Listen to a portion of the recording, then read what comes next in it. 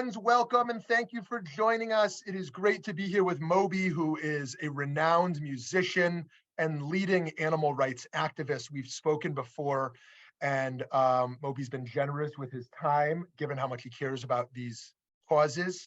And he's been a great inspiration to me and many others on how he has been really spiritually rooted in his music and also in his activism.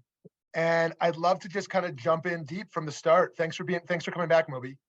Oh, I'm thrilled to be here. Thank you for having me. Thank you. So, a lot of people for a long time talk about body, mind, spirit. There's a lot of different ways to be in the world. And I wonder, like, when you think about the animal kingdom, bracketing human animals, how do you think about this realm of animal soul? How do you think about, like, we care about animals' bodies, we don't want them to suffer. Mind, there's a lot of empirical studies about the intellectual capacity of animals, but how do you think about this capacity of soul for animals and the potential capacity for humans to even connect with the broader animal kingdom in that regard? Well, so here's my question to you is, how esoteric do we want to get? Deep as you want. Okay, so this is just my perspective. Look, the most basic perspective is that, almost to paraphrase Jeremy Bentham, I think he was an 18th century British philosopher, who said, the question is not, can animals reason or can they intellectualize? The question is, can they suffer? And you'd be hard pressed to find someone on the planet who would say that animals are not capable of suffering. Right. But so from my perspective, on a very practical, metaphoric level, this actually goes back to the beginning of Genesis, when, humans sort of being separated from the divine.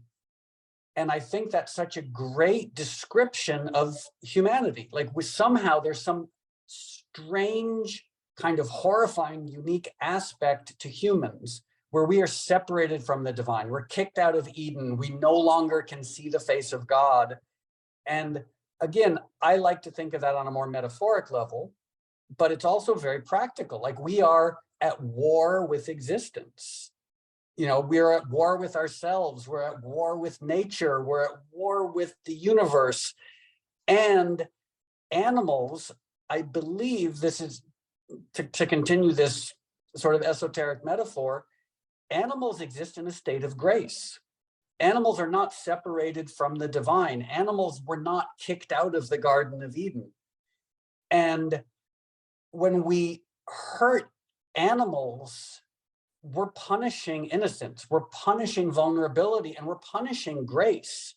I don't know if you've ever been around animals who are being abused or being killed or getting ready to be killed by humans, but there is the most heartbreaking look in their eyes.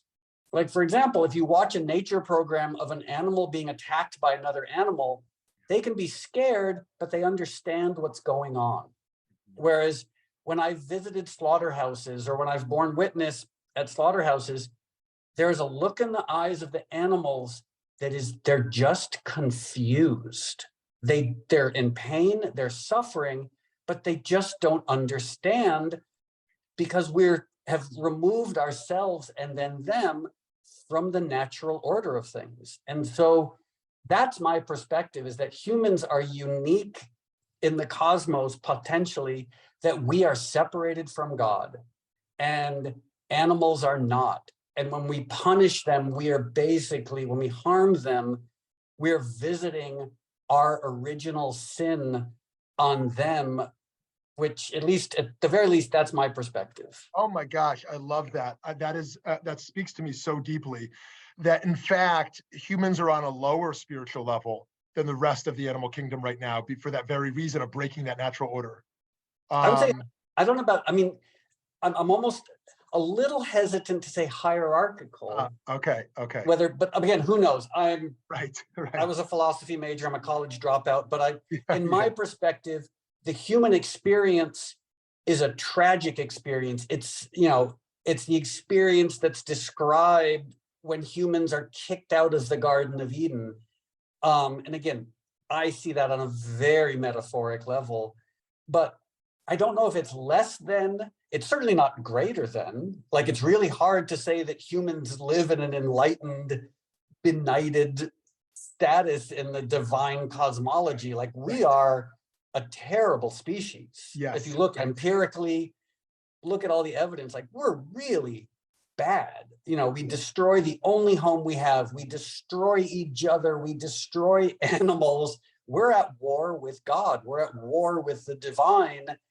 And unless that ends, humans are simply going to be wiped off the face of the earth. Like, there's, and I don't mean that everybody else with us. Yeah, I don't mean a divine retribution. I mean, it's just practical cause and effect. Like, when you destroy the only home you have, eventually you don't have a home. You know, it's a great reading on the Garden of Eden you're offering us, because we know it's a vegan diet there. And we know that vegan diet changes shortly after. But part of what you're saying is it's precisely that separation from the divine, which kind of brings out this brutality in us. That if we were connected to the divine, however we understand that to be, or don't understand that to be, that connection would bring out a level of compassion from us. That, and as you said, kind of that reawakening of the first sin, which is, interesting enough, born from the first act of food consumption in the scriptures. That first act of food consumption gives birth to moral consciousness, and birth to that first sin. And that is what enables us to do what we do, is that we live with that.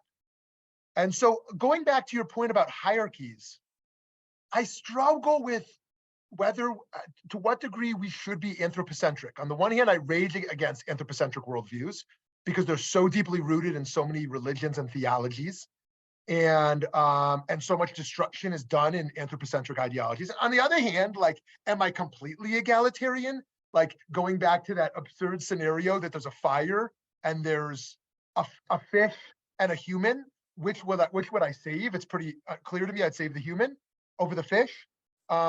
Maybe not for you. We might part company there.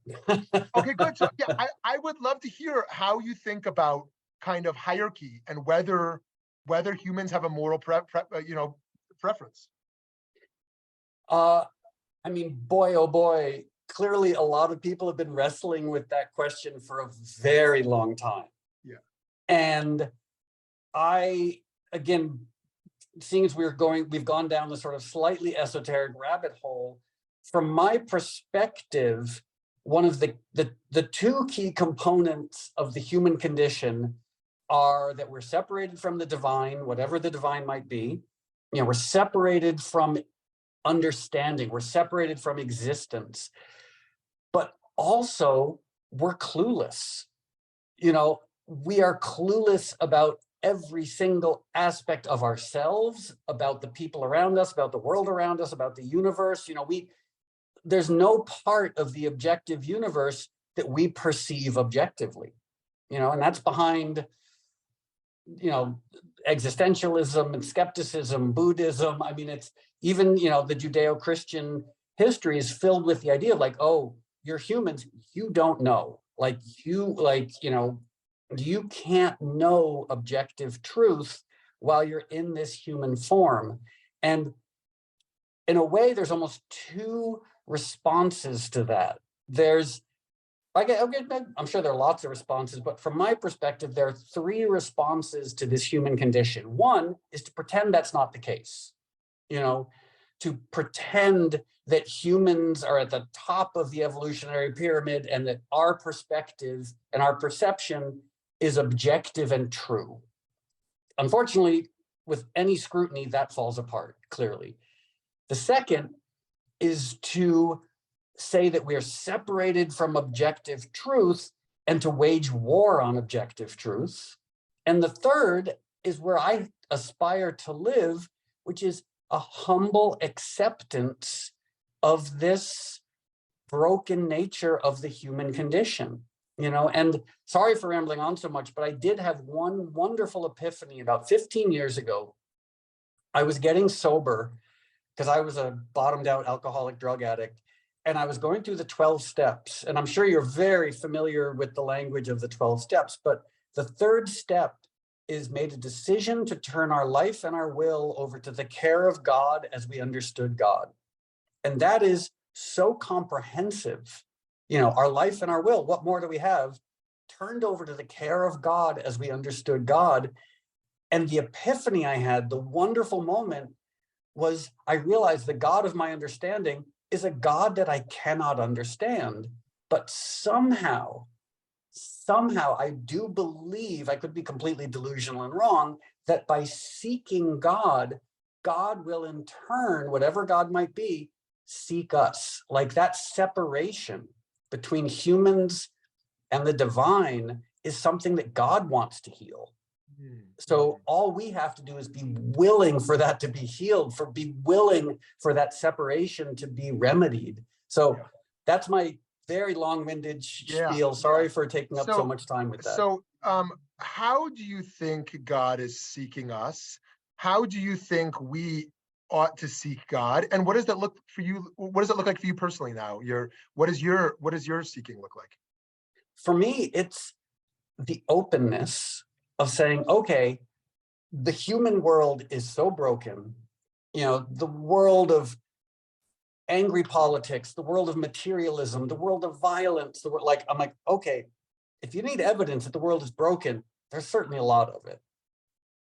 And then I go into nature and I look at the majesty and the magic of nature to create healing, to create immune systems that battle toxins.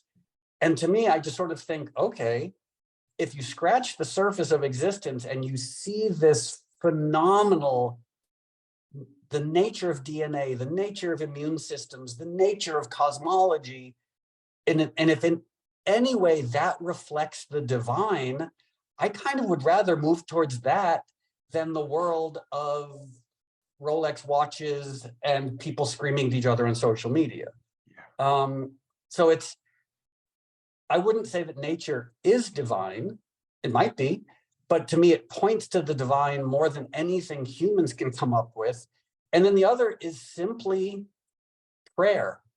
I don't know who I'm praying to. I don't know if my prayers are answered, but I simply pray. And the recurring prayer that I have is, your will, not mine, be done.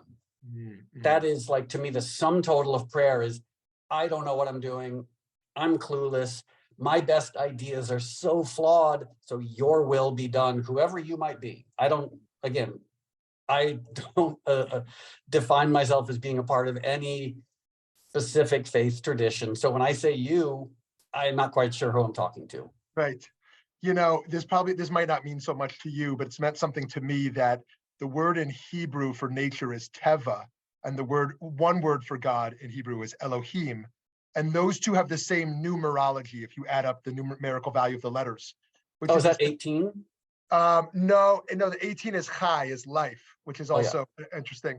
But those numerologies add up that the nature is the pathway towards the divine. So, I mean, what do you think established religion can do right now to turn the tides on how destructive humanity has been in terms of going, fostering a more vegan world? Like, what do you think pedagogically or spiritually are the approaches to kind of like turn this mammoth around? I mean, on one hand, the most self-evident, obvious thing I can think of is if people profess a love for God, and if people profess a reverence for God's creation, how can we destroy God's creation? It's just so simple. It's like, I don't understand, it's some pretty complicated theological trickery to say that somehow God wants us to destroy the world and the animals here. Like, I love, and again, let me pretend I'm of a different faith orientation than you and I. Hey man, I think you got it wrong.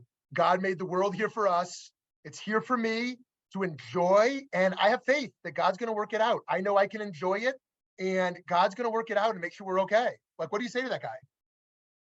I would say, one, where's the textual support for that? Where's the scriptural support for that? And two, I would just say, like, okay, where's the logic in it? Where, like, if that same person would say, if you invite me into your home and say, hey, have a good time, and I burn down your house and kill your children and pour gasoline in your backyard, that might not be the most respectful way of being a guest in your house. And if that's the case with us humans, wouldn't that also be the case with the divine? And I do, again, I'm not a scholar, but I remember that book by Matthew Scully called Dominion. And that's a key word, I think, especially with the weird Christians, that idea of dominion meaning powerful control, when my understanding is dominion means to behave in a godlike fashion. Yeah. I could be mistaken, but I think that that's etymologically what it's actually describing. And the way humans are behaving towards other humans, towards the natural environment, towards other animals, I would say that's not behaving in a godlike manner. That's behaving like a demon tyrant. Yeah, I think that's exactly right. And so there is a level of sensitivity that has to be achieved for to kind of wake up. I understand why we call it enlightenment, to really kind of see the light here. And for a while, I've wanted to build, and I want you to push back on me if you disagree, I've wanted to build a vegan movement on positivity, on spiritual connection. And however, I really think people need to see the clips. You opened up today talking about what it means to watch an animal like confused when they're being killed. It really shook me to see that stuff. And I wonder, like, do we want people to see this stuff? Like, or do we want to kind of, is it too privileged to say this is just going to be a joyful movement? What do you think? From my perspective, because I've been an animal rights activist for 35 years, and I've tried every approach. By the way, speaking of a broken world, my neighbor has his leaf blower going, so I'm sorry if you can hear a leaf blower in the background. I've got one outside my door too, so. Yeah. So when I first became a vegan and an animal rights activist, my approach was to confront people with the truth and confront people with the harsh reality of animal agriculture. And I assumed, like, oh, once they're confronted with it, they'll change their mind and they'll stop supporting animal agriculture. But what I've found is, and sorry if this is all wishy-washy, but everybody's different. Some people respond to messaging around animals. Some people respond to the harshest imagery, and some people are turned off by the harshest imagery. Right.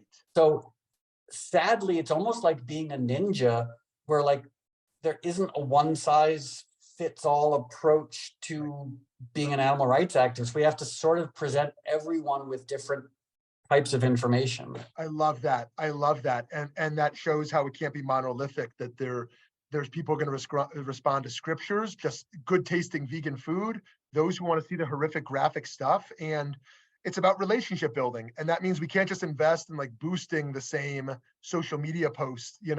We have to actually build relationships and know people.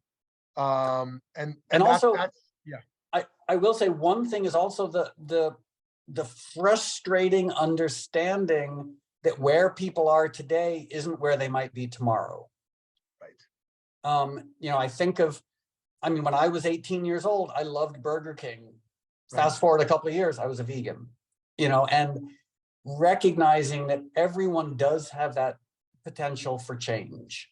And most people don't want to change. Most people will do everything in their power to avoid change. Right. But change does happen. When Cory Booker was elected to Senate, because Cory's an old friend of mine, we got on the phone and we were sort of paraphrasing the Martin Luther King Jr. famous quote of the arc of the moral universe is long, but it bends towards justice. And it does bend. It bends towards reason. And eventually, I would almost say in a very glib way, the only thing that humans are better at than causing problems is eventually fixing the problem. And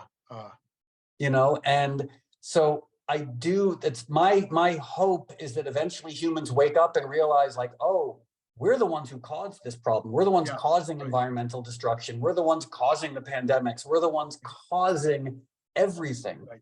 By the way, when I say causing pandemics, I'm not talking about Wuhan virus labs. I don't know anything about that. I'm just talking about the zoonotic etiology Right, of right. pandemics. Yeah, yeah. Um, So on so that point, like, which direction do you think we're headed right now? Like, I hear, on the one hand, I hear like more meat reductionists than ever, like more environmentally conscious people than ever. On the other hand, I see the numbers of tens of billions of land animals killed every year for food. And like, so like empirically, do you think we're in a direction of progress right now or the opposite? And spiritually, because this is the spiritual movement, right? People need to actually be enlightened enough to experience the interconnectivity, feel a sense of responsibility. Like, how do you think empirically we're doing, and how do you think spiritually we're doing right now? well, what I like to do is look at past social justice movements. Yeah. And oftentimes, again, to state the obvious, like it takes a long incubation period before the social justice movement really bears fruit. You know, Right. whether we're talking about, emancipation, whether we're talking about the suffrage movement, whether we're talking about same-sex marriage, whether we're even talking about banning smoking on airplanes, there's a lot of precedent for social justice movements taking a while. Right. The issue here is I don't know if we have that time. Right. Yes. And also the consequences in the meantime, as you mentioned, like it's a trillion animals, sea animals, land animals, are killed by and for humans every year. So I do think humans will figure it out, but will we figure it out in time? And in the process, how many trillions of innocent animals are going to be killed? So there's cause for optimism and there's cause for abject despair. Yeah. Now, considering the potential for the worst case scenario, what is your theology on eternity, reincarnation, heaven, or we're just gone? Like, what is your theology there, and how do you think about your future, kind of in relationship to this world? Well, that's a wonderful question, and I spend way too much time sort of obsessing over that. And from my perspective, as we talked about at the beginning, the objective universe is unknowable. Right. And I had a dinner a few years ago that was so fascinating with a bunch of theoretical physicists. And I asked this question of them. I said, so is there a theoretical model of the universe that doesn't involve matter, time, or gravity? And they were like, well, that's very interesting. It's very hard within our sort of Newtonian universe to have a true understanding of a multidimensional, atemporal universe that doesn't actually have matter. But at the same time, ultimately, that's, I believe, what the universe is. I think that there is no time, there is no matter, there is no gravity. There is every metric by which we judge the universe is anthropocentric.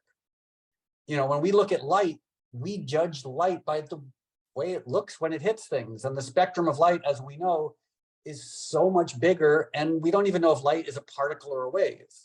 So the more we scratch the quantum surface, and I'm not referring to Ant-Man, the more we scratch the quantum surface, the more we realize it's unknowable. And it behaves in ways that we cannot make any sense of. But that indicates that the truth of the universe is not anthropocentric, at least most likely.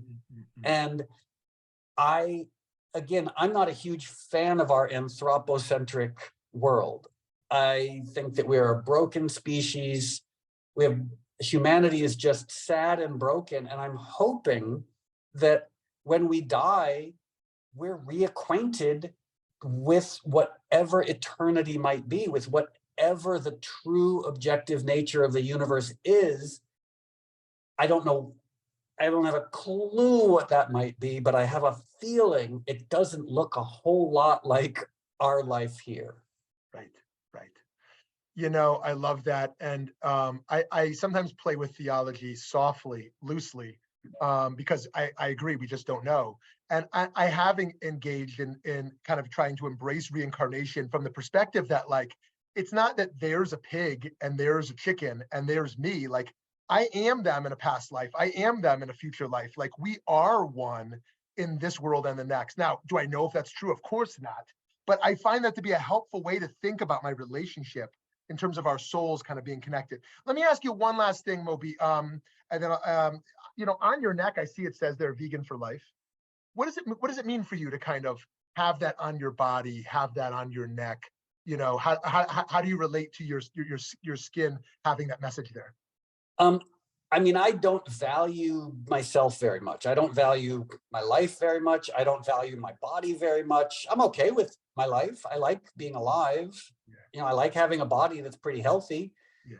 But the idea of protecting my vanity at the risk of compromising my beliefs, like, to me, that's just sort of a non-starter. And it's different for other people. I'm just saying, for myself, the best use of my skin is advertising my beliefs. If I can start a conversation with someone, if I can communicate to someone the seriousness, the depths of my conviction and my belief, to me, that's just a better use of a neck than something that sits there and sticks out of a shirt. That is so awesome. It's something I've never heard. Okay, it's always amazing to talk with you, friends. I hope you'll continue to check out Moby's awesome music and his social media pages and his animal rights activism. And if you're not vegan yet, reach out to us at Shamayim so we can talk about it and help you to grow in your journey, your spiritual journey and moral journey in relationship to your food. Thank you, Moby. Oh, thank you. This is really wonderful. It's rare that I get to have these sorts of conversations, so I'm really grateful. Thank you. Thank you so much. Have a great day. Okay, bye.